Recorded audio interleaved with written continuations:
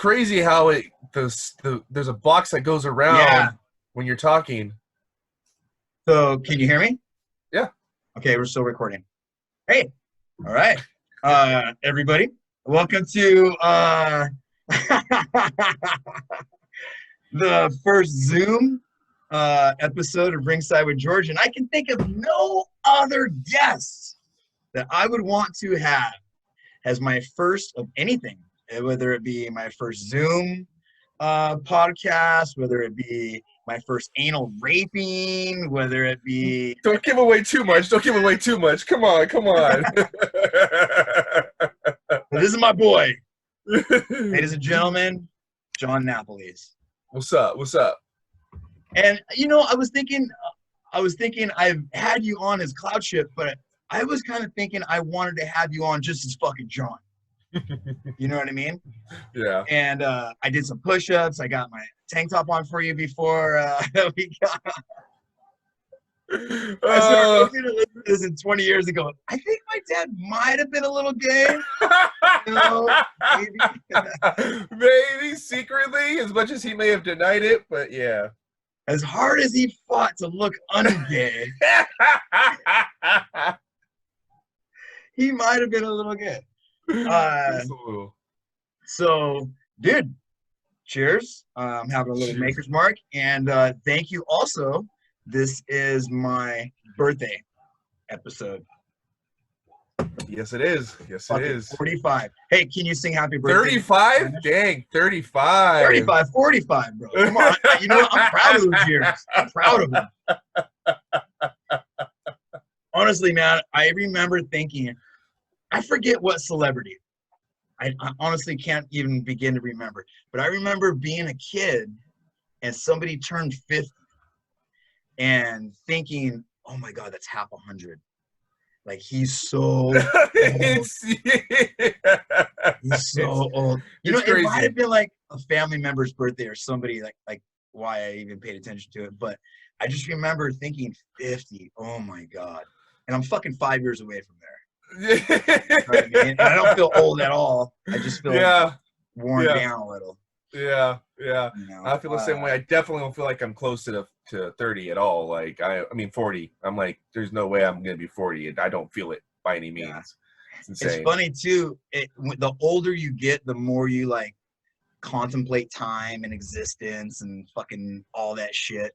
And I really feel like the older I get, the younger I try to think.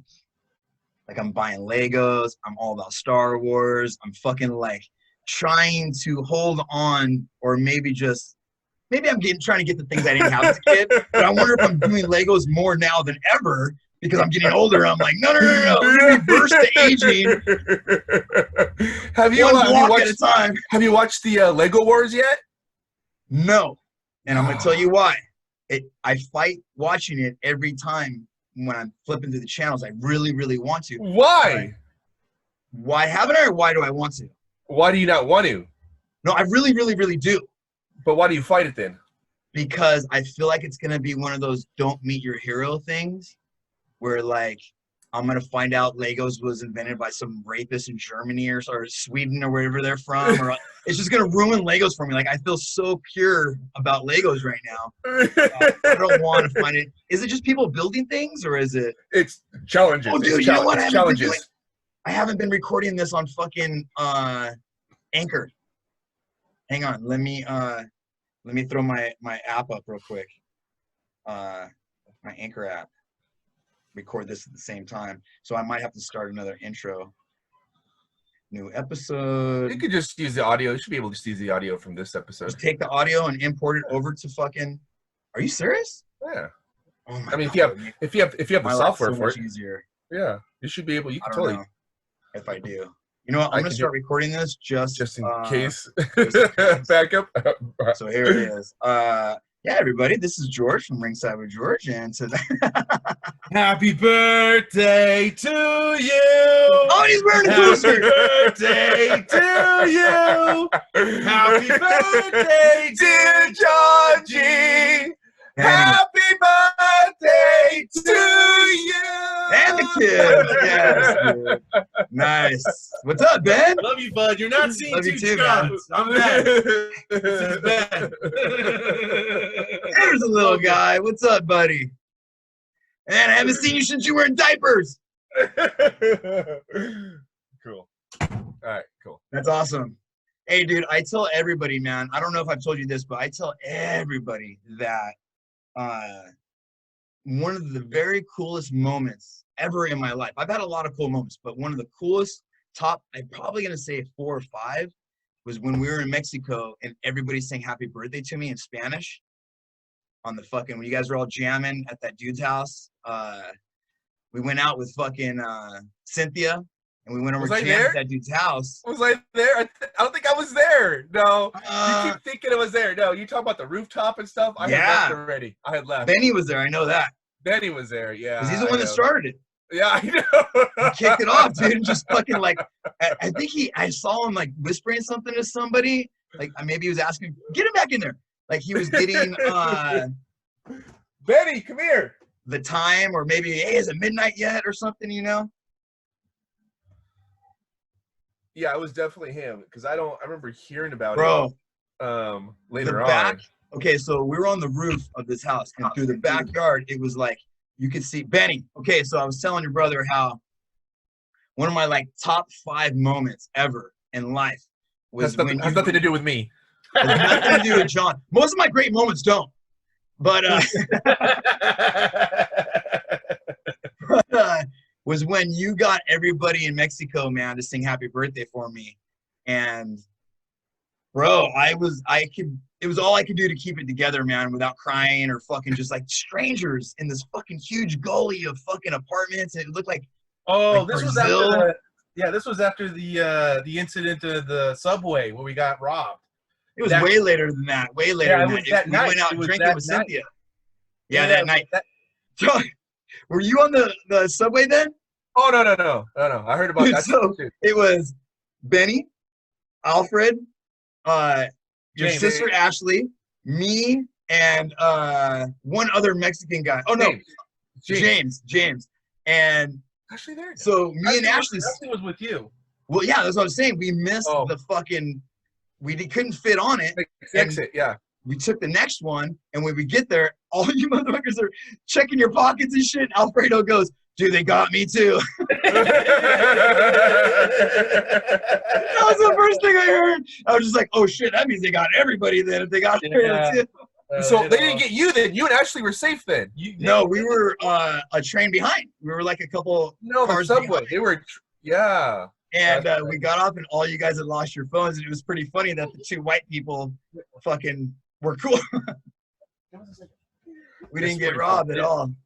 I remember Alfred and then later that night is when we went to that rooftop, and we had a whole jam. And you I can't remember, you jammed too. You sang. We all jammed and we all sang, but that birthday fucking, you just started playing Feliz Campiano, and fucking everybody started singing it. And then I heard voices from like down in the valley of all these fucking apartments. It looked like Brazil. You know what I mean? Yeah. All the lights and all that like that. That was a beautiful moment.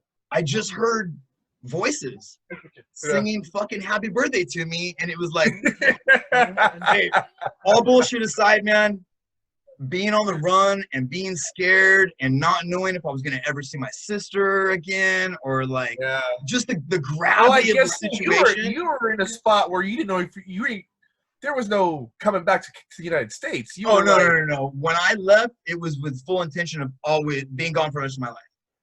Yeah. So I can see that could be even more emotional for you. Being dude, at that point. It was exactly what I needed at that moment, because that's why it just hit me, dude. I had to fight back tears, because it was like, I know I was with you guys, and I know you had my back, but I felt super lonely there. You know what I mean? Like, I felt like if anything happens, it's just going to happen to me. Like, these guys are Mexicans. They're going to be cool. Everything's going to... I felt like I was really scared a lot of the times I was down there. And, dude, man, I'm kind of getting emotional right now thinking about it. It was just... dude, it was love, man, that I needed. Yeah. From strangers. Yeah. No better way to put it. It was fucking... God, dude, I thank you for that moment, dude. Seriously. It's awesome that you came and you crashed the wedding and you just pretty much we just all had a kick-ass time. And George I don't know if I would say George crash as literally much as fucking the like. one time, or like the 1 week my parents met you, you end up crashing on all my pictures. They call you the adopted child above any the other adopted friend that we Napoles had. boy. You're the lost child. It was like, who is this guy? Totally. My wedding for a week. I was that All of a kid. sudden, When your mom had that affair with that white guy, I'm the kid from it. Because of Fernando's religious views, he couldn't just turn me away. You know what I mean? He had to accept me too. And, you know, God loves all sinners. Oh, that's so funny. No, but hey, man, I was thinking about that today. That it's my birthday, so I was thinking like other birthday memories, and dude, that's probably the top one, man. Honestly, like that's better than when I got laser tag. That's better than when I got fucking Optimus Prime as a kid. That's better than fucking G.I. Joe. Yeah, man, that was awesome. All right, back to me, because you called to talk to me. You're right. I'm sorry. You know what? Hang on though. Let me. I'm gonna press pause. Go. Okay. So, like I said, I wanted to talk to Jon, not fucking the Cloudship. You know what I mean? Can you hear me? Are you gonna respond? Yes, yeah. That's how these work, bro. Like I'm talking. Oh, you're done? Oh, you were done? You were done? Oh, I'm sorry. I didn't know you were done. I get long-winded sometimes. I'm sorry. How old are you, Jon? I'm like 38, I think. 38. I think I just turned 38. Yeah. Okay. How long you been playing guitar? And was that your first instrument? Yeah, I picked up a guitar when I was like 13. Okay. Was it because who's older, you or Benny? You are, right? Yeah, by 8 years. Holy shit.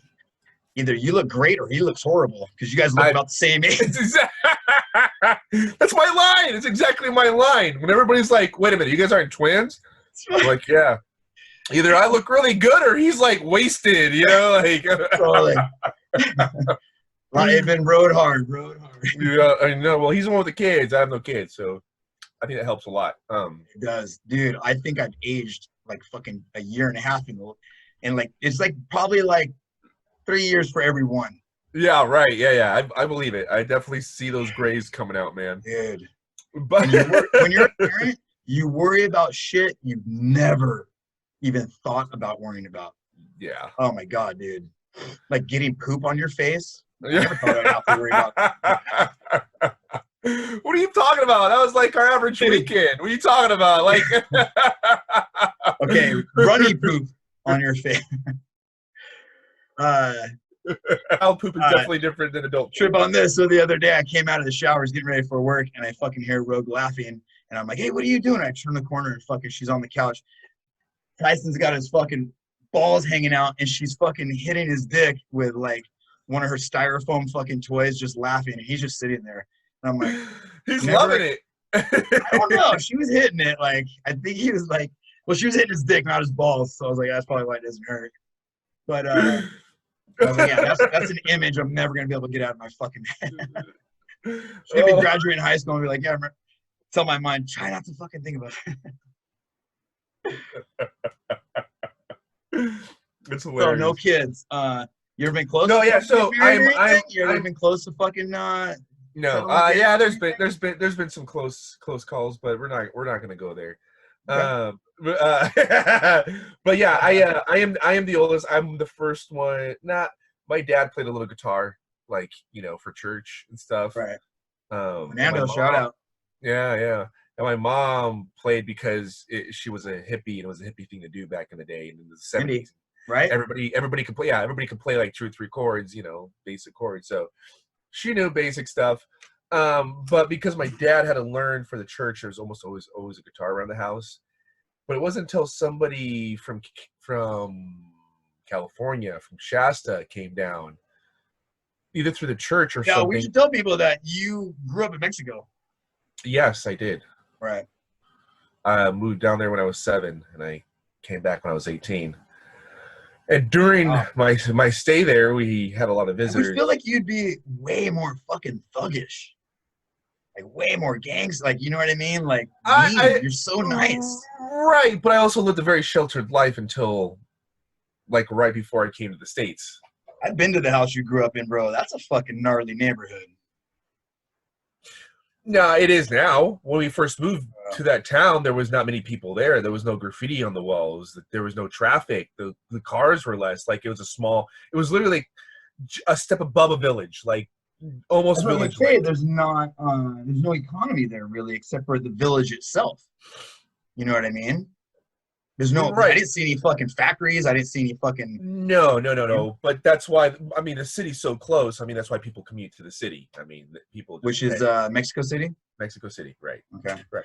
You know, every time I tell a Mexican at work or that I meet that, yeah, you know, I lived in Mexico for a little while, or it comes up, and I always say, "Whiskey Yukon." Yeah, they never. No one ever fucking knows who it is, where it is. No. Nobody ever will. Well, because there's so many towns like Whiskey Lucan. There's probably hundreds of thousands of little towns like that spread across the country of Mexico, let alone the state of Mexico. So, like, I mean, there's so many with just neighboring Whiskey Lucan. There's probably a dozen other little towns. So, and Toluca, neighboring those towns, Toluca is the capital, not Mexico City. The capital of Mexico is Toluca. Oh, really? Yeah. I wasn't aware of that. Yeah. People think the city is the capital. No. Yeah, Toluca that's what I thought. Has always been the capital of Mexico. Interesting. Yeah, absolutely. So yeah, and that's why people know Toluca. So when people say, "Where do you live?" I never say Whiskey Lucan. I say it's between Mexico City and Toluca, which it really is. It literally is the halfway point between Mexico City and Toluca. And so every Mexican knows where Mexico City is, and because of school, most Mexicans know where Toluca is because it's the capital. So if you say that, they have a better general idea of where it's at, as opposed to just saying some random town that sounds like some random town they probably know, kind of thing. You know, they all start sounding alike after a while. Hey, what was that mountain where the story goes that the dude laid the chick down on it? And we went to that badass house up on the top and fucking saw the mountain. The silhouette of it's supposed to be like the shape of a girl laying. Oh, yeah. What's the name of that again? I don't remember. But I know what you're talking about. That's like me saying, that's like somebody going, hey, what's that fucking statue where that lady fucking's holding the flame, the torch? I don't know. That's totally not. One's man-made, one's naturally made. It's kind of hard. You know, yeah, you knew a lot about it. All of that. Dude, after that point, after I saw that mountain, every mountain I looks like a lady with breasts. I'm not even lying. Every hill looks like tits. It does. So for you to ask which one, I'm like, what? Dude, that's significant. You took us specifically to see that, though. No, I see. Maybe I did, but I think Teresa's home. Hang on real quick. Hi. Hi. Oh, you walked in on it. Sorry. Oh, my pants are on now. Unfortunately. No, you took us to that spot specifically, so I just thought, you know. Maybe I did. Remember the name? Yeah. Sleeping Beauty. I don't fucking remember.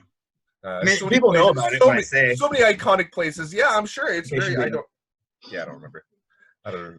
Sleeping Beauty. But but yeah, it's Whiskey Lucan, and people La Marquesa. People might know that because it's a national park, and it's a national park between the city and Toluca. Right. So maybe, but other than that, yeah, most people don't know where Whiskey is. But that's where I was raised, in a small town in the outskirts of Mexico City. Right. Tyson's right here. On my leg. Yeah, man. And the altitude's outrageous. The altitude's like 11,000 feet above sea level. Oh my God. Dude, literally walking up a flight of stairs was hard for me. Yeah. There's a lot of Olympic places. Yeah. Facilities in the city. And the city's at 6,000 feet. And even then, like, people come and train at that. And if they want to get more aggressive and, aggressive, they just go higher. Pacquiao trains there before fights. The funny thing is that, I've been in fighting for a long time, into it and stuff, and I've always heard about guys going to Mexico and training before fights, and I never I never thought it felt the way it did.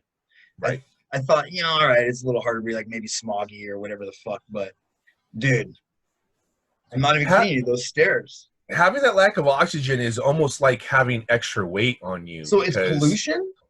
No, what's taking on height, lack of oxygen. Oh, right, altitude. The higher you get, the less oxygen you get, and so your body's working like double time, to produce that oxygen. To break carbon dioxide, right? Right. The higher you go, the altitude, the less carbon dioxide there is, the more your blood needs it, so it works harder to get whatever little carbon dioxide is in the oxygen. Sure. Hang on, let me let this fucking dog out. God damn it.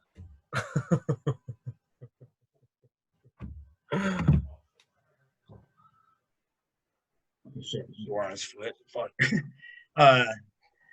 Yeah. So when your brother took me or that guy that teaches with your brother at your dad's school, he took me to a gym and fucking we were boxing stuff, and within minutes, dude, I was on the ground, my side killing me, and these kids were just running by me. Little girls were just passing me out. Embarrassing the shit out of me. It's it was very common where we would have like groups come down, either really like they were athletic and basketball groups, and they come down really cocky and be like, we're gonna show these little short Mexicans what's up. And you're talking about they hit the court, and you got Mexicans half their size just left and right dominating the court, and they're winded before halftime, and they're like, and then that cockiness just gone. Where'd your cockiness go now? Yeah. It's hard to be cocky when you can't breathe. Exactly. It's hard to be anything when you can't breathe. That's like the main thing you need to be cocky. Absolutely. Yeah, it's funny because when I got to Cabo and I went to the gym, I was like, whoo, I'm fucking lasting forever, dude. I was running on the beach and shit, dude. I was just like, let's play some soccer in the sand, the whole 9 yards, dude. It was crazy. Yep. Okay, so you come out to where? Fresno when you turned 18. You said from 7 to 18 you were in Mexico? I'll do a little recap. I went to college in Arkansas for a year. You were a Razorback or just community college or Arkansas? Razorback. That's funny. No, it was a small Christian college, private Christian college. Yeah. In a little place called Siloam Springs, Arkansas, the Ozarks, baby. I lasted about a year there, and I couldn't stand it. And I knew my mom was from California, and so I was born in California. I just. Where did they get what's the connection? Your dad knew some church out there or something? No. It's funny because when it was time for me to go a year away for me to go to college, we did a little. So much for recap. So Benny went to college somewhere else too, right? Like, is that like a thing in your family? Like, no. So as my parents are missionaries, and as missionaries, every 4 years you're on the fields, which means somewhere else, you're working. You take a year off called furlough, and you take that year to go home or to raise support at the churches that That's straight fucking whatchamacallit shit, right? Isn't that like the those kids that live on that thing, what are they called? The fucking they go to Vegas for a year, or they have like a certain amount. Once they turn 18, they get to bail and fucking find out if they really want to be religious, and then they come back to the fucking they're those guys, Amish. They get like it's a rite of passage thing, right? Like they go and they experience earth and life and fucking come back and like now if you come back and we really believe you want to believe in this, is that kind of? No, definitely not at all. Nothing to do with that. No, I mean along the same lines, like fucking. Not at all. No, not at all. Okay. Every 4 years since my parents started. I almost said, those people that make the butter? Right, yeah, the Amish. No, they come to the States for a year, and it's like a vacation. It's time to spend with your family, time to spend visiting the churches. So was it a year or a Mexican year? Because you guys have like less months. A year right? is a year. No. The Aztec calendar probably has like a few centuries off or something like that. Have you seen? And for those who don't know us, this conversation is gonna go fucking every which way. So just fucking bear with us. So did you see In Search of God on Netflix yet with Morgan Freeman? No. Okay, the first season is the one you want to watch. Don't trip on the second two. But they were searching for God. Long story short, they went to the Aztecs and is it the Mayan calendar that The ended Mayan, 12/12? yeah, So they ended it 12/12. 2 days before Morgan Freeman and his fucking camera crew got there, they discovered this other fucking big ass stone. So the way that they do their calendar is they do these little symbols, and each symbol stands kind of like Roman numeral, like 5, a 10, whatever, 100 or whatnot. So the thing that they uncovered showed that it wasn't that their calendar ended in 2012. It was that certain cycle started over. Right. And then all of those things, all of the numbers that were logged are now represented by this symbol. So now, instead of decades, there's this symbol that's going to fucking represent, and now they're going to start counting those symbols. You know what I mean? And I just loved it because it was like, there was a movie, there was books, everybody was like, the Mayan calendar's fucking, it's over in 2012. And I just love that. It was just another way for nature to go, humans, what are you thinking? No, you guys are idiots. Yeah, exactly. No, it's restarting. Right. We're just keeping track of shit. Yeah, exactly. It's fun. It's fun stuff. Growing up down there and being a part of that culture has definitely shaped who I am and part of me and my outlook on life and in general. So I'm eternally grateful for having been raised down there and be able to speak the language and to travel. I can travel all throughout the city, throughout the country. You speak Spanish too. You can pretty much go anywhere in the world. Right. Latin, yeah, right. Yeah. Italian, fucking a lot of that shit, man. And goodbye. I can totally get by. Yeah, absolutely, man. And I'm super grateful too as well for you because I loved it down there, dude. I love Mexican culture. I love fucking Mexicans. I'm still getting used to being married to a Mexican woman, but it's it's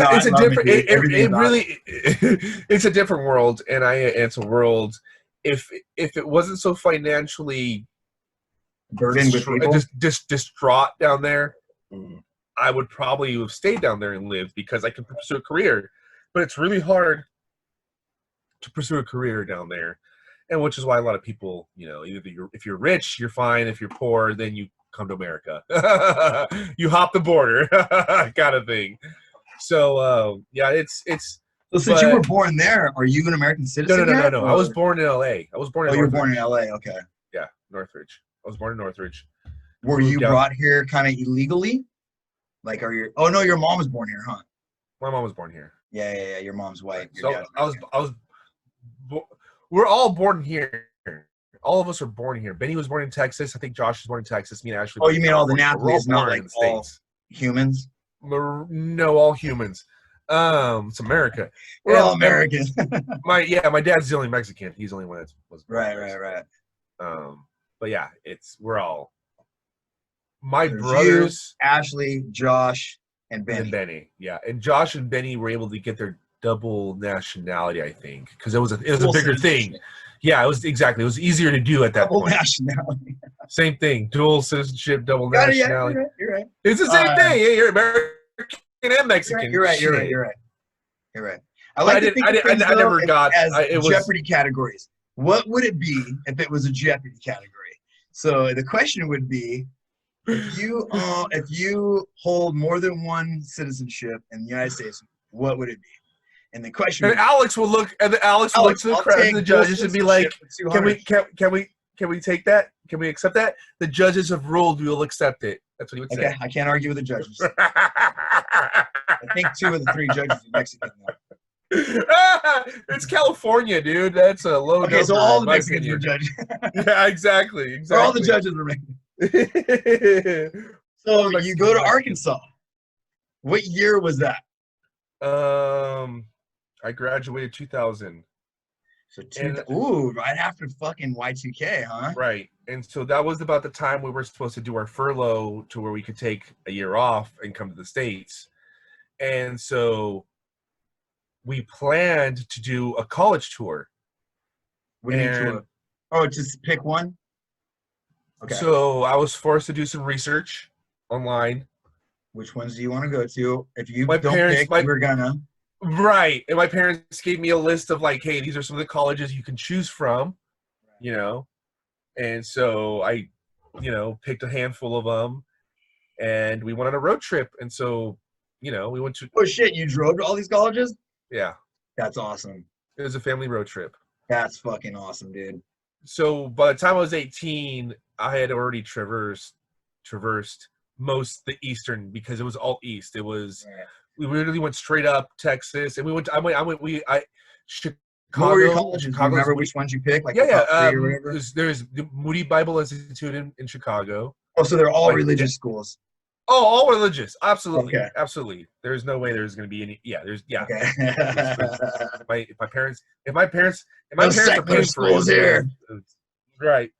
And because I got good grants, based off my homeschooling grades, You were homeschooled. My whole life. I didn't know that.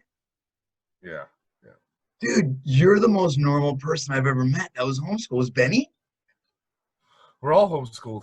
Really? Well, Josh and fucking Ashley, I can see that, but you and Benny, no. I have the most homeschooling under my belt because I think I went to kindergarten. Curriculum? Of course. I went to kindergarten and they were.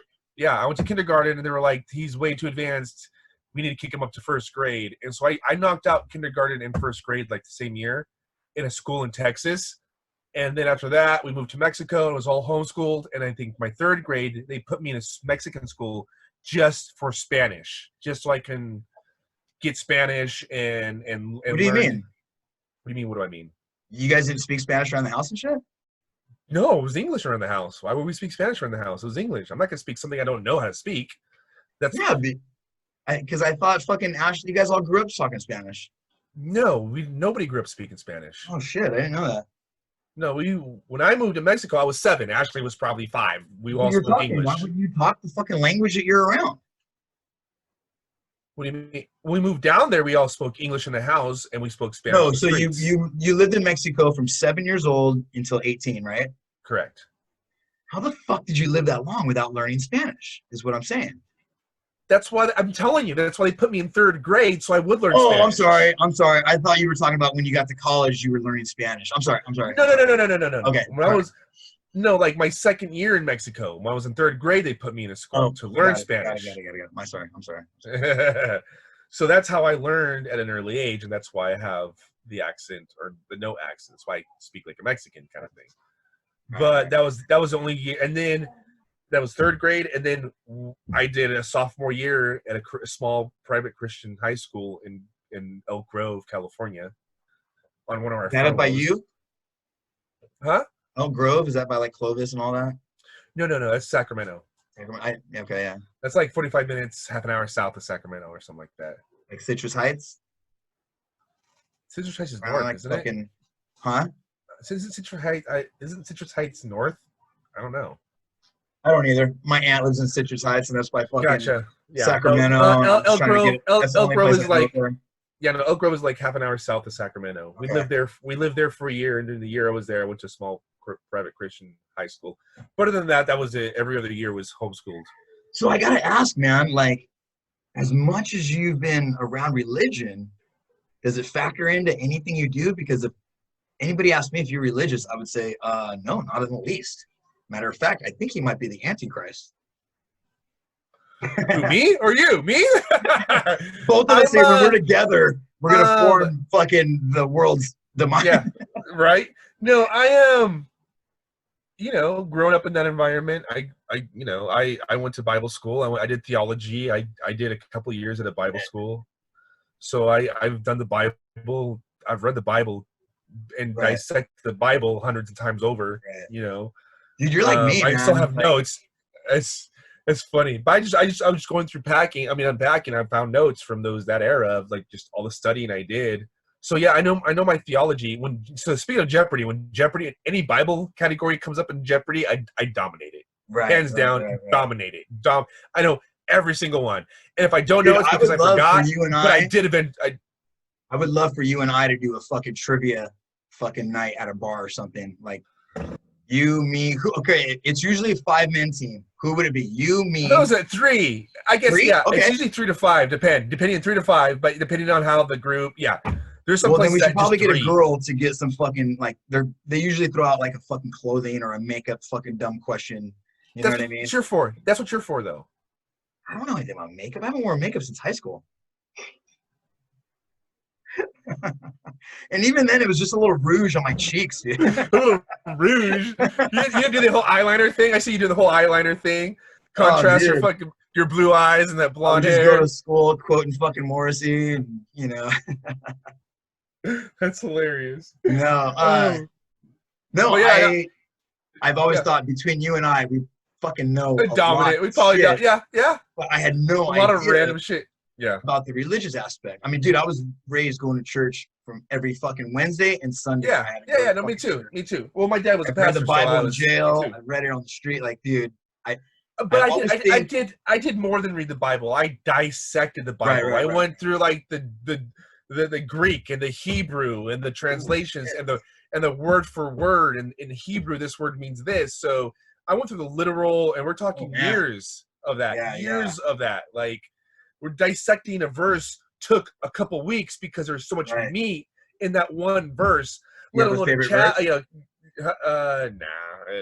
Maybe I used to, but I think you do. I can feel it creeping in your head right now. For God so loved the world. No. If anything, my favorite part of the Bible is where it speaks about what love is. Love is patient. Love is kind. Love. The whole thing is just, and you see a bunch of stuff. What book is that in? It's like Psalms or Proverbs or something like that. I think it is Psalms. I think you're right. I have looked up love in the Bible. Or Proverbs. It's been a while. Like I said, it's, at a point. That's a good guess too. Do you know all the books of the Bible? I used to. Shoot, when I was a kid, I could recite Genesis to Exodus in a heartbeat. I could do it all. I could do every single one. So I remember a song I used to have to sing when I was a kid. It used to go, I think it was just the New Testament or the Old Testament. You go Matthew, Mark, Luke, John, Acts, and Romans, 1st and 2nd Corinthians, Ephesians, and Philippians, or something. Acts and Romans, 1st and 2nd Corinthians, Ephesians, and I don't know, dude. Ephesians, that's funny. I never. Mostly, a lot of it was because of Bible camp. We went to Bible camp every summer, and part of Bible camp was. Dude, the chicks were so horny in Bible camp, dude. No, don't tell me. But like part of that was learning that kind of stuff, and so that kind of just helped drill it in. And I can probably get pretty far nowadays, but my first hand job was on the back of a church bus. I believe. And you want to hear the fucking funny irony of it, dude? Is we used to pass out fucking treats, and my brother and I, my Uncle Greg would drive the bus, and my brother and I would fucking go with him to drop off every fucking kid after church. Yeah. And so we would pass out the treats, and we passed out big sticks that day. Ice creams. Yeah. And I got my first hand job that day. It just seems so funny to me that was the treat we fucking, because it could have been like fudge sickles were popular back then. It could have been anything. But that day it was big sticks, and I just remember that sticking with me. I got my first little. I don't even think I came. I think she just touched it and probably moved around a little bit, but giggled and absolutely. Yeah. That's funny. But yeah, it's at some point you realize I should probably figure out what it is that I believe in as opposed to what it is that my parents believe in. What I like that. What is it? Am I doing these things? How old were you when you figured that out? I remember in college? Probably a decade ago. No, it took me a while because I was still doing Bible studies at my house here in Fresno. I was still doing, but my Bible studies were fun because it was guys who smoke and drink. And we yelled fuck in the. Why the fuck does it say this? What the fuck? And there was no it was super laid back, and I love that about it. Right, and that's why I did it, because it's just a bunch of us rejects, hanging out, trying to figure out what this Bible means to me, what it means to you, how we can help each other out, all that stuff. Right. So, but it was like I said, we would take smoke breaks, because maybe I was smoking at the time, or the guy who was leading was smoking. We would go outside, smoke a cigarette, come back inside. There was never any drinking, but it was, you could drop an F-bomb. It was not very common, and so that went on for a while. But I'd say about a decade ago is kind of when I started. What do I believe in? Is this I believe in this just because? So what do you believe in? What'd you come to? What was the conclusion? I don't. It's a journey. I'm still traveling, my friend. It's a journey. You haven't heard any cool theories or read any cool things? No. There's so much. There's so much, and it's hard. I don't know. I love science, so it's really hard to. Yeah, I don't know. There's theories I would love, and there's theories that I think are crazy, but deep down, I'm still, I'm still traveling that road. I'm still, figuring that shit out. Yeah, I don't think it ever ends. I don't think you ever, because the thing is that no one knows for sure. I don't give a fuck. No, but that doesn't matter. But it's not that to me. It's not the destination. It's the journey when it comes to religion. No, but what I'm saying is you don't have. It's faith. It's faith, though. It's the faith. It's the faith. You're right. That doesn't part end. of it. Yeah, it always keeps your interest, is what I'm saying. And that's what I'm saying is like, even the highest fucking cardinal, even the highest fucking any religion doesn't know 100%. He has faith. So it's that not knowing, I think, that keeps us working to find out. That's what faith is not knowing but believing. Right. No, I get that. You may not know, but you believe, and so that's where my parents believed. But there's a difference. I don't know if I believe. So there's a difference between believing in something and just being like, oh, okay, I believe that. And saying, I believe, and still reading your Bible, still praying, still doing this, still doing that. There's two different kinds of belief systems that if you're into it, then I'm going to keep fucking practicing this. But I don't, there's other belief system where I think you and I fall into, where we take in everything and then kind of relate it to our experiences on this planet. You know what I mean? On our planet. Like, I was going to say earlier when I had asked what you believe and if you had any theories, and I love this theory. And I don't want to say where I heard it from because I feel like it might diminish it, but I heard this theory, and it's always struck me as pretty interesting. And it's that the devil has infinite lives, infinite existence. And we are the devil trying to get back into heaven. So we come up with all these different religions and all these different ways to sneak back in, but it's corrupt. At its core, religion's corrupt. At its core, most people abuse the power. At its core, most people are fucking doing bad shit in the name of religion. So it kind of gives a little value to the fact that it could be the devil behind all of these things. You know what I mean? You got to have a little bit of ego to say, I'm going to get up in front of people. I'm going to believe in God so much that I'm going to get up in front of people and try to convince them to believe in what I believe in also. There's a little bit of ego in that, and you can't have ego itself. That's probably where we're going to disagree, because which one? In my time and being a missionary kid, I've met a lot of God-fearing people, and I've met a lot of people who moved mountains, like, I don't know. I believe that, I don't know. It's there. I'm not saying there's not people like that, but most of the people that I've met that go up in front and talk to people, they don't want to be up there front and talk to people, but they believe that if they don't, that's a soul damned. Or someone else is going to get up and say the wrong message. Maybe that's I don't know about that. For me, it's like having a burden. It's rough. It is a tough one, because if you found out the secret that the world is going to end tomorrow, and you're the only one that knows the world is going to end tomorrow, all you want to do is tell your loved ones and as many people you can tell the world is going to end tomorrow to try and save them. Right. There's no ego in that. That's just, I have this information. I have this, the world is going to end and there's a way to save them and they don't know, but I know how to save them. The majority of preachers are doing it purely out of fucking, dude, you are on stage, bro. You know the thrill you get. You know, just 3 people in the audience fucking rocking out to what you're doing isn't an addictive fucking thing. It is. But that's why I don't believe in mega churches. Okay, yeah, I get you there. I don't. My theology goes pretty deep. If you want to get into this, I can get into, like, I can tell you reasons why. I can tell you, like, to me, I mean, and it's really hard. That's why it's the sheep and wolves clothing, because it's hard too for you because your dad is one of these guys. Right.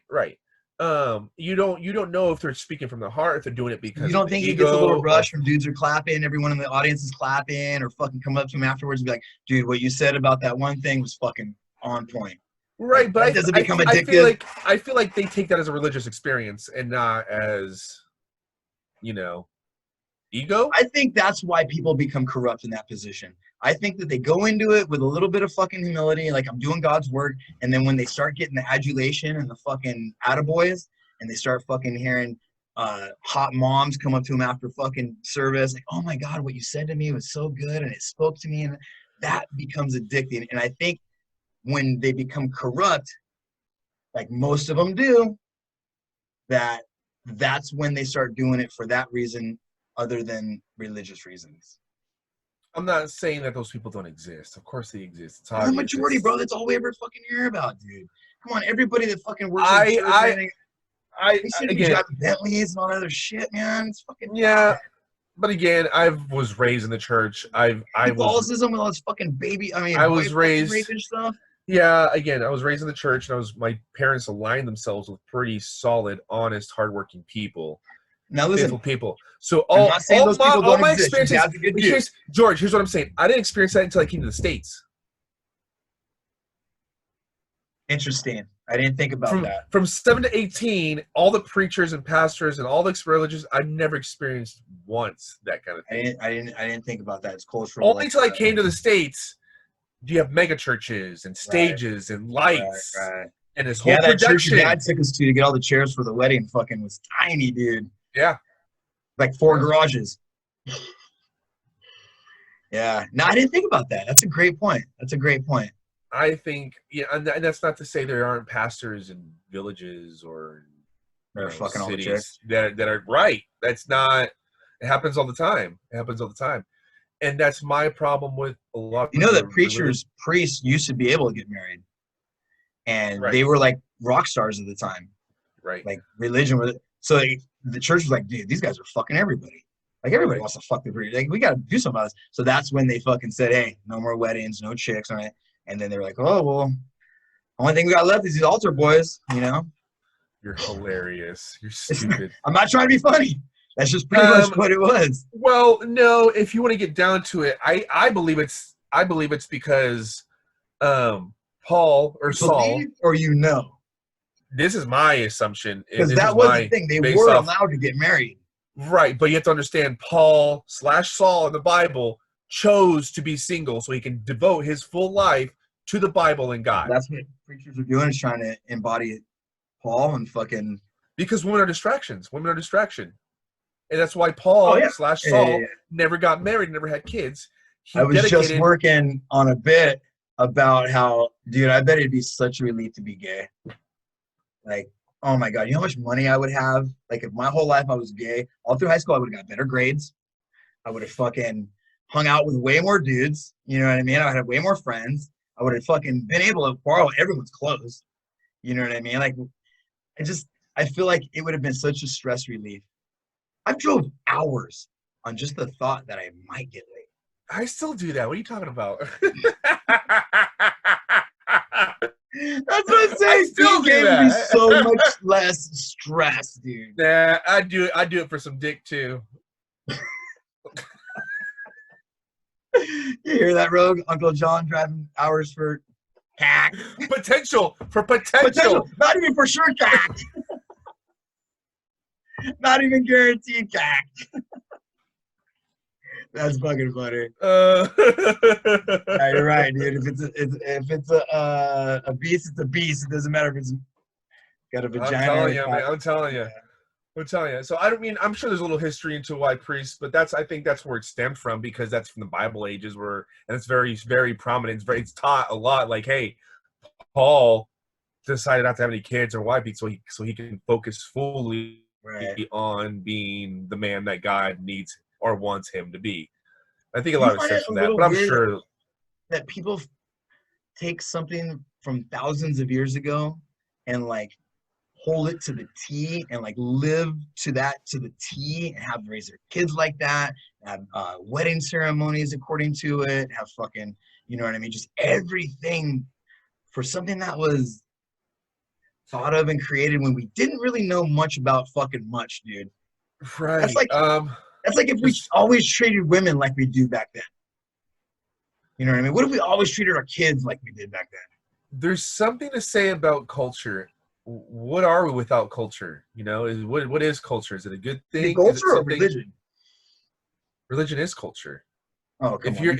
You can have culture without religion. If your dad was Catholic and your grandpa was Catholic and your grandpa was Catholic and your grandpa was Catholic, guess what you're gonna be? Catholic. That's not religion. That's culture. Yeah. I mean, I would like to get a sociologist on this, to be honest with you, to find out. This is one of my favorite stories my dad has told. Analogies is there's a grandma. She's getting ready to cook a chicken or a turkey, and she chops off the legs and the wings and throws it in the oven. And the granddaughter is looking at the grandma and goes, "Why'd you do that?"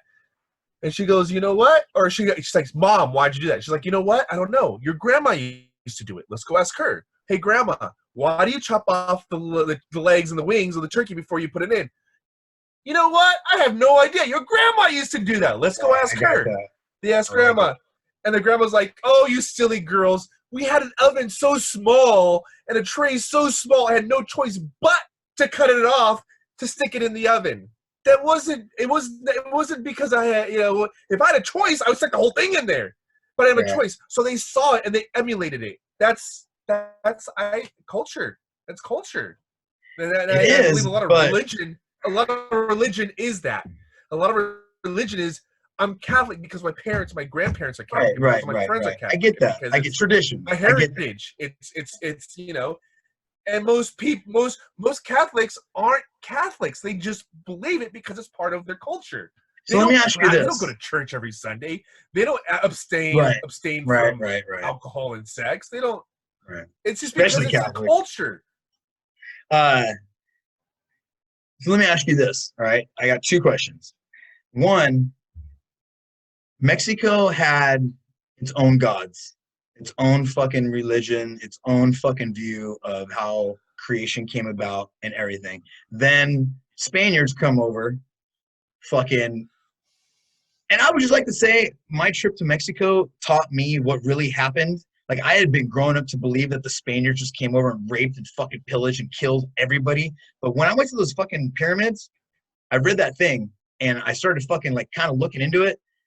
We didn't do that. We gave the guns to the fucking village, all surrounding fucking the dude who was the king at the time. I don't think it was Montezuma, but because he had been taking fucking slaves from all his neighboring villages, thousands of people, and cutting their heads off for sacrifices. So the Spaniards got there and they're like, "Hey, we're gonna fucking parlay with this dude. It didn't go well. So you know what? We're gonna go to all the fucking villages around him and tell them, hey, here's these fucking guns, point them at these motherfuckers, and you guys are gonna win. Even, no matter, they got thousands of people, your little village will win." So all these little villages attack this guy, and then the fucking Spaniards come back and go, "All right, cool, give us those guns back. Yeah. And now you guys get the fuck out of here. This is our spot now." Yep. So they didn't even really fucking, you guys did it to yourself. They enabled it. I mean, they enabled it. Just because the government introduced crack to the hood didn't mean those black guys had to smoke it or sell it. Yeah, it does. That was a horrible example. I tried to be as horrible an example. Yeah, it totally was. You tell me you drive up to Oakland and drop crack in front of somebody's door. They'd be like, "Oh no, Right. no!" I couldn't say no to crack. I've never even done crack, but what I was gonna say is, what boggles my mind about that is that you guys had your own shit going on, and then these people come in and fucking literally force feed their fucking views on you. Right. And now, not that long later, as far as humans go, not that long later, you see a fucking Virgin Mary, you see Christianity and Catholicism everywhere. Right. Everywhere, dude. And it just seems weird to me why you would adopt the religious views of people who fucking fuck you. That's like fucking black people going, "Oh yeah, we totally agree with what fucking white people are saying." It's so easy, dude. Religion. Fear. No, why did you give up on your God? Fear. Why did you give up on some God? Why did you give up on your fear? Because of fear. But why isn't there a little faction of people still fucking holding true to like the old language, the old gods, the old fucking? Now it's like a cool retro thing. Because if you did, you probably got shot. But it hasn't been like that for hundreds of years, dude. Okay, so what do you say? There's still villages that practice these things. So what do you? I don't know what you're. Yeah, you go to the village, they still practice them. I mean, dude, I didn't see anything down there. I saw fucking people carrying crosses on Sunday. You didn't go to the villages either. You're right. I mean, you're talking villages that take 8 hours on a dirt road to get to, not a paved road, a dirt road to get to. Touche. But I am saying, these are villages where they practice, those old time, it's not. It wasn't that long ago, is all I'm saying. It wasn't that long ago for everybody to be so wholeheartedly believing in fucking what white people introduced in a fucking shitty way. I think it takes 2 to 3 generations. You know what's really cool is when we were in fucking Mexico City and you'd like walk around a corner and there'd be a fucking pyramid underground, like this plexiglass, and fucking right on the sidewalk and stack. Dude, that was so fucking cool, man. Dude, I learned so much. Like, I'm just saying. And so the Spaniards came and they built their cathedrals on top of those pyramids. Right over. Didn't fucking knock them down first. Got all these motherfuckers to put dirt around it and then built it on top of it. Crazy, dude. It's crazy. And that's why, again, I love the culture. It's a crazy culture, and it's pretty intense sometimes, but I love it. I love that they at least have culture, I mean. It was really weird being in buildings that were like 2-3 times as old as your country. Like, there was like buildings that were like, that one cathedral was like fucking 300 years old. Yeah. You know what I mean? Like fucking 400 years old, 500 years old. I was like, yeah, this cathedral's fucking country. Right. Yeah. When there was still indigenous people running around, you know what I'm saying? Like, it's fucking awesome, dude. There's nothing like that in America. The oldest fucking thing is what? The Liberty Bell? Fucking, you know what I mean? Like, we don't have shit old. Like, we're still pretty colonies. I mean, yeah. 13 colonies or whatever, maybe some original buildings, slave buildings or something. It's insane. While the Mexicans were building pyramids, here we're just roaming the land for buffalo. Like, it was, what I'm saying? Like, it's insane. The 2 different cultures. One was. So part 2, my second, while I remember. Let's say fucking it just became universally known. Okay, this was just something you believed and everybody believed it. All of a sudden, somebody got a fucking message from God or heaven, and they said, "Hey, dude, you gotta let everybody know we're fucking full.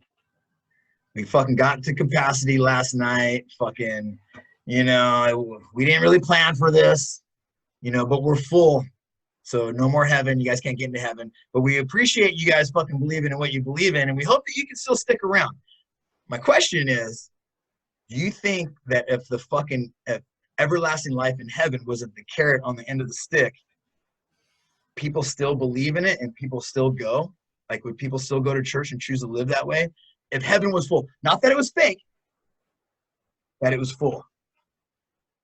Like, if you couldn't get into heaven, would you still believe in it?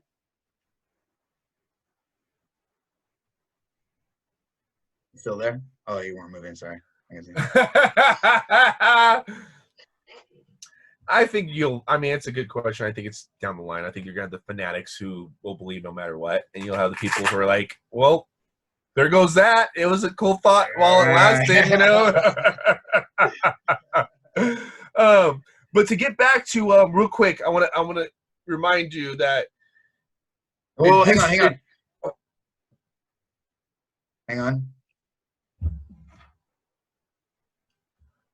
Okay, go ahead.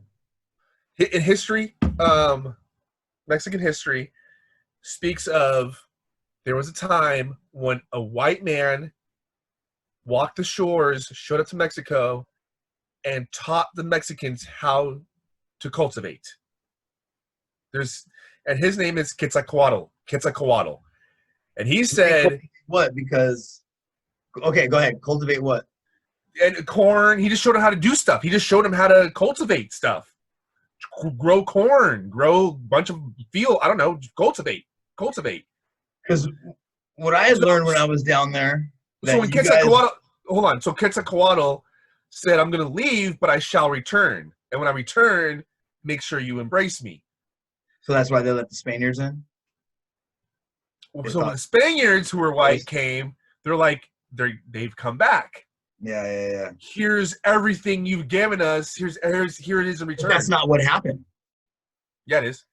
It's all over. The Spaniards went to fucking whoever the ruler was of Teletecan at the time when the Spaniards came. I don't think it was Montezuma. I think it was like his son. And I'm just saying. He turned them down. They were like, hey, you're doing cool things with these hydroponics. Remember, Mexico City is a city built on rafts and water. No, I get that. But that's what I'm saying.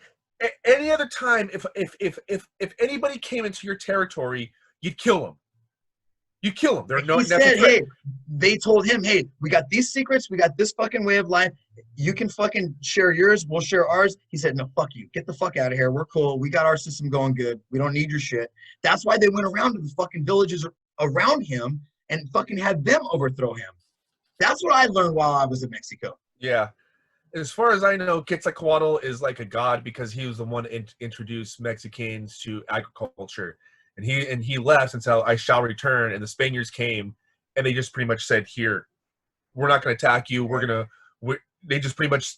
Right. You're with fucking dude, right? Oh, you're not? Fuck, too late now. Yeah. Precisely. Because it would have been anybody else, they would have been speared as soon as they hit the shore. Right. Kind of thing. Have you ever heard of why the word gringo started? Yeah. Gringo. What have you? I've heard a couple of funny ones, but there's one that really makes me laugh. Go ahead. Which one have you heard? Something to do with like war paint, and they were green, or maybe because the way they were dressed, they were green, and obviously get the fuck out of here. Right, green, something like that. I heard that at the border, if you were white, they would just say, it's green, go. And they started calling them gringos because they were coming back to the United States. That's the one I like. I really like that one. I've never heard that one. But I think it's been around since before the green card. No. The light coming into the country is red or green, red or green. Yeah. But even then, I think that term was way before the light. Your dad wasn't he around back then? That was his thing. His thing was like way back, like, hey, green, get the fuck out of here. Go. Yeah, green, go. But I don't know. Fuck, what do I know? I know I hate when customers come to fucking work and they be like, Weddle. Hey, dude, I've gotten into it with people. I'm like, what do you mean, Weddle? What the fuck, dude? I got a fucking name tag on, man. My manager knows. I'm not even joking. The first couple of times that happened, they laughed, but then they saw how fucking pissed I got. Dude, that's one thing if you're fucking Jon Napoles and call me fucking Wedo or Gringo or whatever. But if you're just a fucking random customer that doesn't know me, that's how you're gonna get my attention. That's literally like me going, hey, brown dude, hey, Mexican. You know what I mean? I know it's not to you guys, but to me, it is, dude. I fucking hate it when people who don't know me call me Gringo. I fucking hate it. Or Weddle? All that shit. You don't fucking know me. And I got a fucking name tag on. And my name tag is Jorge. It's not even George. It's Jorge, bro. So fuck you if you're going to fucking call me Wedo or Gringo. Like, fuck that, dude. That's so funny. That's so funny. I can see your point. It's not the same as somebody calling somebody a dude. You're like, hey, what's up, dude? No. You know? Amigo, hey, hola, amigo. Like, you can say Okay. fucking a gang of shit, dude. Compa. Or like, you know what I mean? Like, there's a gang of shit you can fucking say other than güero or gringo. Why you gotta bring my race into it, dude? You don't like it when we did it. You sound black. Disenfranchised, bro. That's me, man. That's yeah, dude. hilarious. Okay, so you go to this fucking college in fucking Arkansas for a year. It was a nightmare. It was a fucking nightmare. So did you live? You lived on campus, obviously, right? It's a fucking Yeah. And they had Yeah. every minute scripted out, or did you have free time, or was it fucking? I had a lot of free time. Yeah. What the fuck do you do in Arkansas? Nothing. Find trouble to get into, because when you're fucking 18, 19, Dude, that's all you want to real. do is get in trouble. That's real. You know? Yeah. So I quickly realized it was not a place for me. So after a year, I went back to Mexico and decided to come to California. So you went to Mexico at for the summer. 19? So once I graduated at 18, I went to college. You know, So you're a sophomore, so 20. No, my sophomore year of high school. I went to high school. My freshman year, I did a freshman year in college. That was it. Okay. So you come back to fucking Mexico, and then you come to California. You come to fucking Fresnec. Right? No, I come to LA. Oh, LA. Why? I have an uncle. A, I was born in LA. B, it's LA. When you're a 19-year-old I get it, but I thought you guys kid, were from Fresno. LA, like hell no. LA's not that great. And my tell that to an 18-year-old, 19-year-old. I got visions from of Arkansas grandeur. religious school. Visions of grandeur. I was raised in Mexico City, for sure. so I already have the city aspect, and now it's LA where all the actors and all the famous people are at. Come on, it's LA. Yeah, I want to go to LA. Yeah. I got the story about this I had this buddy come visit me, and he had never been to California. He was from fucking Philadelphia, and he fucking asked, hey, let's go see, can you take me to Baywatch? I'm like, Baywatch isn't a place, dude. That's just a fucking TV show. He's like, what? That's not like a real place? I'm like, no, dude, there's no beach called Baywatch. He literally thought there was a beach called Baywatch. I believe it. It's as a kid growing up, you're naive. You just see the Hollywood stuff, and all the reality shows, because reality shows started to be popular then. So it was like, yeah, and it obviously was not cut out to be what I thought it was going to be. And 9/11 happened that year. Oh shit! 9/11 happened that year. I moved to Los Angeles. Yeah, that was crazy shit, man. I remember being woken up in LA and all that stuff with my aunt, and I remember thinking, LA's probably next. San Pedro, the port right there, was found to be on one of their hit lists. So yeah, I was kind of like, I need to get out of here. I need to get out of here. And so, talking to my parents and family, found out I have an aunt in Hanford. Moved to Hanford for a few months until I found out my mom had an uncle. Hanford's huge Portuguese fucking community, dude. I didn't know that. Yeah, they got a Portuguese parade. Kind of stayed to myself. There are some churches. Portuguese people are icky. They are. Oh my god, stay to myself, Portuguese. But yeah, once I found out I had an uncle in Fresno, I kind of just like. So you moved to Fresno first, and then your fucking mom and dad bought a house there? Apparently, my mom lived in Fresno when she was like 3 years old. Like way. One thing I will say about fucking Fernando and Cindy is your parents give the kids respect. Your family gives your kids a voice. You know what I mean? Like, you guys get to weigh in on all this. From every story I've ever heard, you guys, it was never a story of like, yeah, mom and dad told us to fucking stand in the corner. Like, I don't know if that happened, but it seems like every situation, one of the kids has been able to weigh in on it. Yeah. Is that wrong? No, it's about right. It's been always been. even the decision about what we want to do with the Mexico house, if we want to sell it or what, it's always family decision. You guys are really close, man. I was very envious of the vibe from your family when I was there. It's one of those things I guess you kind of take for granted because you grow up and then you don't know what you have until you start meeting other people and hearing their stories, how they were raised, and the lack of it. And for me, it's heartbreaking because I cannot imagine being raised in an environment other than the one I was raised in, which was full of love and encouragement. And that's a fucking huge testament to your mom and dad, because it's easy to love one kid. I love the fuck out of Rogue. I love Rogue like to the point where it's like I might be like weirdo about it, but you're not, because you're her dad. You know what I mean? But to do that with 4 kids and not make one thing I got from them is, yeah, Josh is the baby, but he ain't the fucking favorite. You know what I mean? Like I felt like there was a certain level of equality between all of you guys. Yeah, you know? there is. Really cool, man. It is cool, and I love it. And so, I mean, once I moved here, then the next was follow, I think, Josh for a little bit, but he didn't like it here, so he went back to Mexico. Gosh, really? How old was he then? Because you guys are quite a few years apart. Yeah, he was, I had been in Fresno a few years. I was probably 23, 24 when he decided, because you got to understand the whole LA, Hanford, Fresno thing took years. It wasn't but how old was he to go live with his brother from Mexico? And he's like 6 years younger than me. Oh, okay. 5-6 years younger. So he was about 18. He was 18.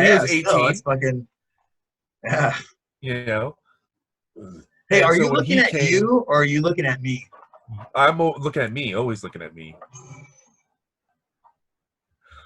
So I'm just like going back and forth, and I'm thinking I'm looking like I'm watching a tennis match or something. Yeah. You don't know what the fucking... Oh, it's funny. It's so funny, dude. But yeah, it's fucking. I don't know what we're talking about. We're talking about where we're going again. Your history. So LA, Hanford to fucking so is Fresno. Josh. So is Josh, and then Josh comes out from Mexico. Didn't like it, and then Benny was in college, going to music school in England at that point, and so guitar college though we should say. Yeah, music school. Well, music school, but he chose guitar at the music school. And when he was done with it, he didn't know where to go. And I said, "Well, come to Fresno. I'm here. I'm established. I have a band." So he moved here, joined my band, which was Perils. Gods and Kings. Perils. Gods and Kings. Was it? Gods and Kings. Oh, Gods and Kings. Okay. Yeah. And we did that for about funny enough years. Was the name of my arms in high school, Gods and Kings. That's not bad. I've never heard that one. Gods and Kings. That's good. That's good. I'm using that one. Okay, I was gonna get that tattooed. Gods and Kings. There you go, dude. Put the ampersand right on my forehead. Nice. Gods. But yeah. But yeah. Hey, so, but we all followed. I saw a thing real quick. They fucking did a thing. I saw. Do you know what an ampersand is? I seen it. It's on YouTube or so. I forget where I seen it. But fucking like 1 out of like fucking 30 people knew. Yeah. What it was. And then when they showed them it, they're like, "Oh yeah, I know what that is." But nobody fucking knew. Like it might have been. You know, I think it was a jaywalking on Jay Leno. Yeah. I love it. I love those things. It's hard. It's really hard to know everything. There's actually another name too for what's the other symbol? I didn't know it, but I learned it on that show. Anyway, I thought that was pretty funny. I was like, dang, I don't know what that is. It's almost like when you get the final Jeopardy on Jeopardy and none of the fucking contestants do. It happens to me all the time. Happens to me all the time. It doesn't happen all the time because usually one person will get it. Usually. Just not when you watch. The times I watch, nobody gets it. I'm pretty good at getting it. No, I'm just kidding. Dude, what if you had fucking certain episodes TiVo'd for when girls came over, and then you played it like it was on? Hey, you ever watch Jeopardy? And then just I think it's funny how you said TiVo. TiVo was a technology when I moved to America in 2001. Today, 2001 is what TiVo. We use DVR, bro. DVR. You know what the most TiVo thing was in TiVo history? What? The ball at the Super Bowl. Oh shit! I was gonna think of like the ball dropping in Y2K. I don't want some fucking one, dude. You know what? Because it was Y2K. It was the end of the world. It was the end of the world. Hey, where were you at Y2K? You were in Arkansas, right? Didn't you say you went to college, or that was like you came out here or something? Oh, you were in Mexico and came here, right? Oh no, that was 9/11. I graduated in 2000. Yeah. Dude, I was at a party. All right, my fucking friend Liz, lesbian Liz, she fucking tells me, hey, let's go to this fucking party. I'm like, all right, cool. We get fucking acid, and it's an end of the world party, and we walk into this fucking party. And I'm not even kidding you, bro. People were carrying 5-gallon jugs of water instead of beer. Like, it was so fucking weird seeing people standing next to their 5-gallon jug of water and then like having beer too. It was like, dude, it was nuts, man. People had Band-Aids. I saw people with fucking like bags of chips and shit, like fucking. And when the countdown happened, it was like one of these like afterwards. You know what I mean? It was really weird. Wait for it. Yeah, totally. And I was just fucking frying balls, dude. I was so fucking high on acid. And we just sat on the tailgate of Liz's truck, fucking listening to everybody in the fucking house. We were in the front yard.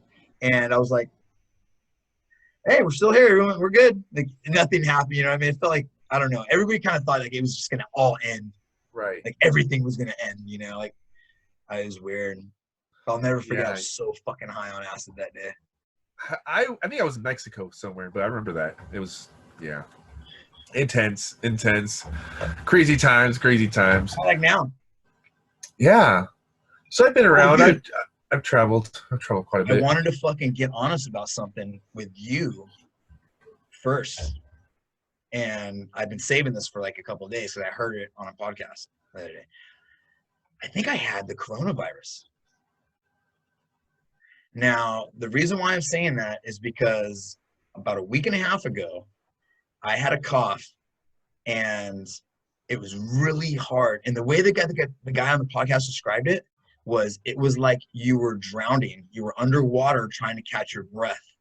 And about a week and a half ago, 2 weeks ago, I had a cough.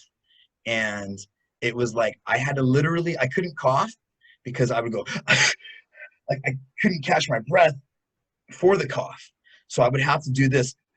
Just to cough, I would have to do this, where I go, take little breaths, and then a bigger breath, and then a good sized breath, and then I could cough.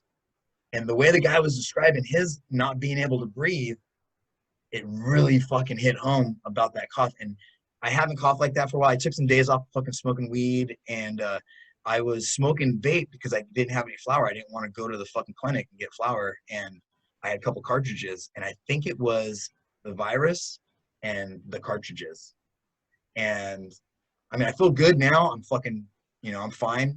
But there was a couple of days, man, where it was really hard for me just to cough.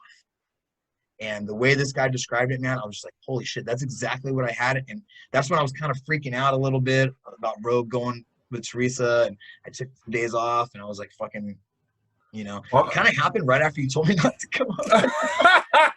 Good thing I did.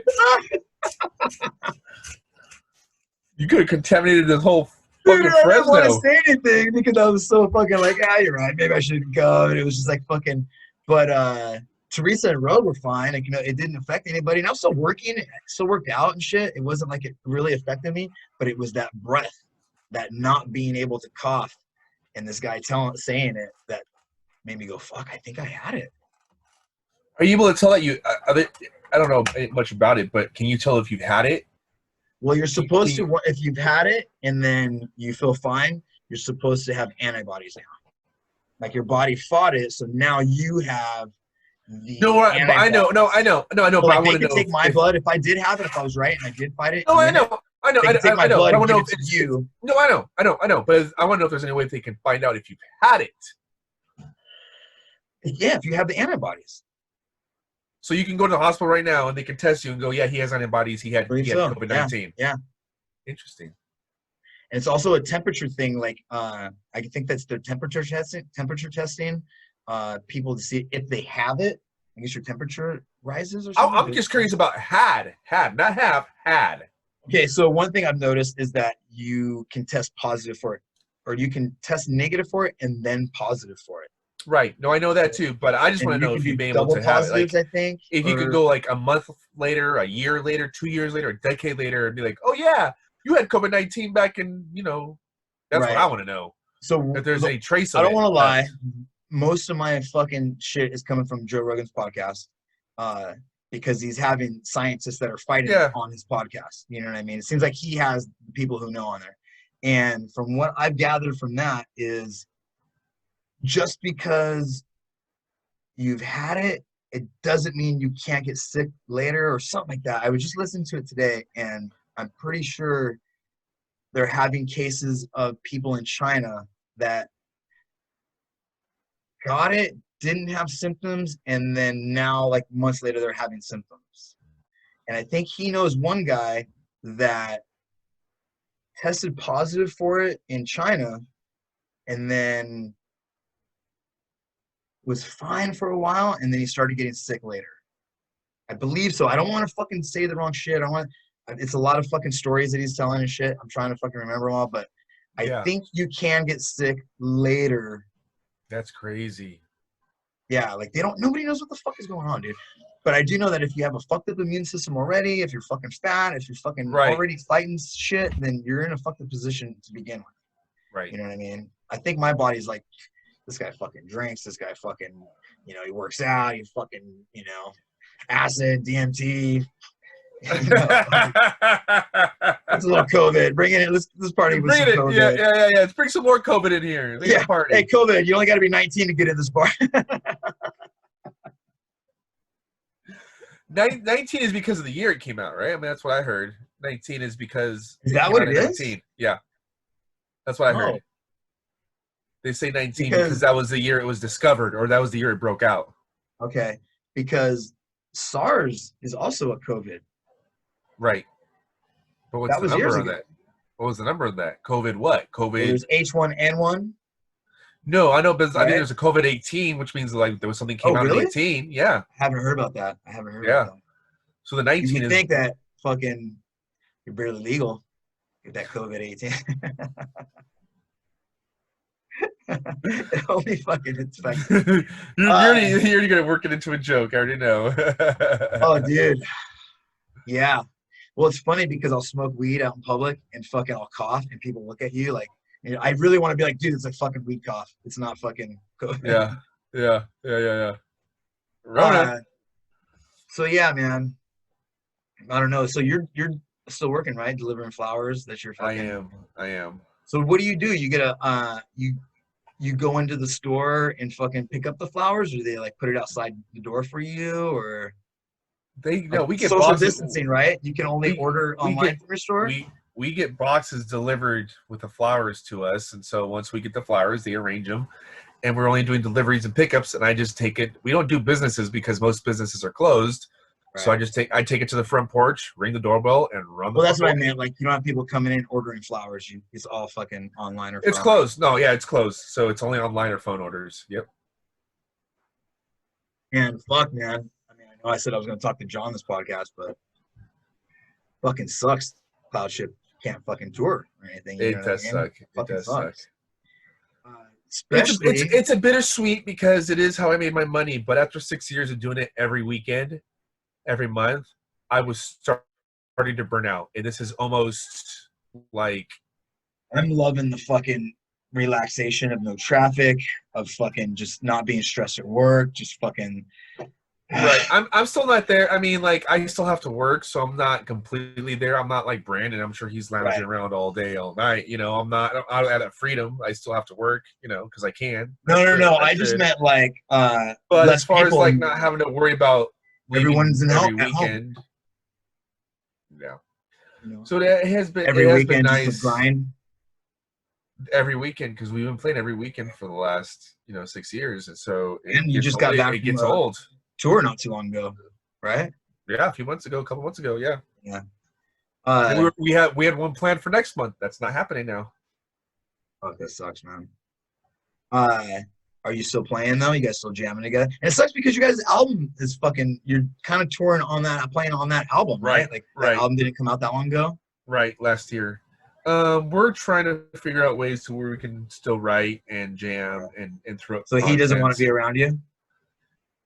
I think it's just a mutual thing where we kind of just he doesn't want to. He's just pretty much been at home. Him and his wife have been doing the quarantine thing, and so have I. So we're just kind of adhering to that. It's not that we don't want to be around each other. I'm pretty sure we're both fine, but it's just the principle. Well, it says groups of 60. So I mean, you and him can get together, Yeah, for sure. And it might be good to fucking finally put a mask over that motherfucker's mouth and just fucking play. Right. But I am enjoying the time off. I'm enjoying the time with my family, and Yeah, that's what I was saying. I got a ton of shit done around the house, man. Fucking not being able to go anywhere and just fucking hanging out and getting shit done. No, I've yet to be bored during this whole thing, and I'm sick and tired of hearing how people are bored. Like, I moved into this house right before the quarantine, so I've been unpacking and doing stuff and building, and so I haven't even had time to sit down and do much, just because I'm always busy and always doing stuff. So I guess I'm grateful. I haven't had time to sit down and be bored yet, which is a good thing, staying busy. No, I totally hear you, man. And you know what? When you're in as much shit as we're into, fucking, it's hard to be bored. It is. It really is.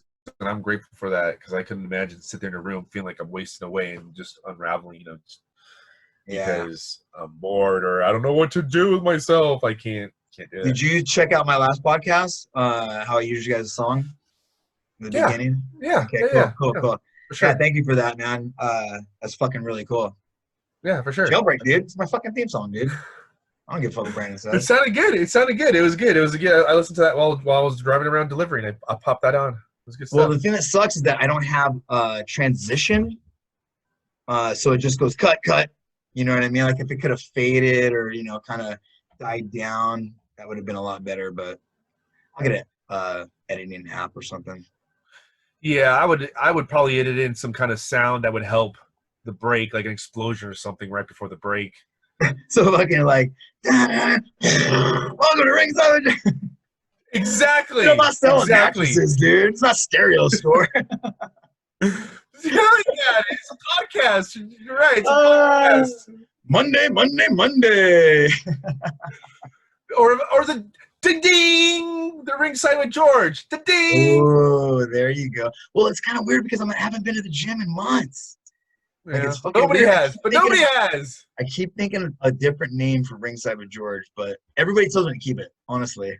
It's good. Nobody's doing that. It's unique, original, and it's pretty cool. I'm not Ringside.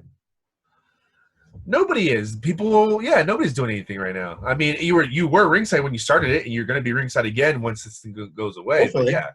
But Yeah, you're right. Okay. Still keep it. That makes me feel better. Yeah. You should get like one of those little rock'em sock'em things with a little ring. Make a ring girl. There you go. I can hold the crap. There you go. And get a little ring right out like on the right there so you can see it on the camera.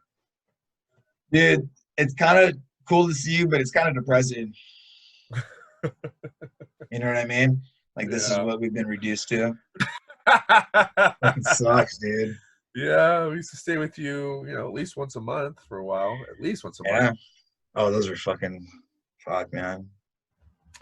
Yeah, it's funny because going to Mexico and meeting Mao, him and you were the people who, I'm trying to say this without sounding fucking cheesy or fucking diminish any of this that I'm saying, but you two, the first time I met you, I was like, boom, I've known this guy. No, I don't want to say I've known. I don't want to say past life shit or weirdo shit like that. It was an immediate click. It was obviously an immediate click. That doesn't happen for alpha males. Like, a lot of dudes who are dudes and fucking some of the situations I've been in where I need to be who I am, I have a lot of defenses and I have a lot of, I don't want this fucking guy around me, because any guy is competition. Any guy in any situation is competition somehow. And just you and fucking Mao, I swear to God, the second, man, it was just like kindred spirits. You know what I mean? Yeah. So, on that note, I'm going to fucking go. We'll continue into this more. Oh, this is a tip of the iceberg. It was good. Good stuff. It is, good man. stuff. This is a good recording. First fucking try. First one. I'm good. I want to see it. I want to hear it later on. I want to see how it turns out. Hopefully, I can fucking drag the audio over to fucking Anchor and fucking. There's ways to do it. It all depends if you have the software, but there's total ways to do it. So yeah. Dude, if there's any way you can send me like a fucking 3 or 4 second fucking version of Jailbreak that fades down, you know, that might be good. I'll listen to the podcast and I'll figure it out. But yeah, okay, sounds good. Sounds good. Actually, don't listen to it. Watch it because I didn't put it on the audio. I just put it on the YouTube. I haven't figured out how to put it on the audio yet. Maybe gotcha. I did. Did I? You did. I you have, did. Actually. Yeah, you did. Okay. You did. Okay. Yeah, I did. You did. Because I watched it. I heard it. I listened to it. Oh, okay. Yeah. Oh, cool. I like that. We're on, all right, dude. bro. Thanks for the call. That was cool. Love you too, man. Take care. We'll do it again soon. We'll do it again soon. And we'll have to do this again with like Brandon and get other people in here to make it. That would be cool, man. That would be cool. We'll do Cloudship in the cloud. All right. I should write fucking greeting cards or something. All right, man. This is George, ringside George, my fucking best friend, Jon Nap. High five, dude.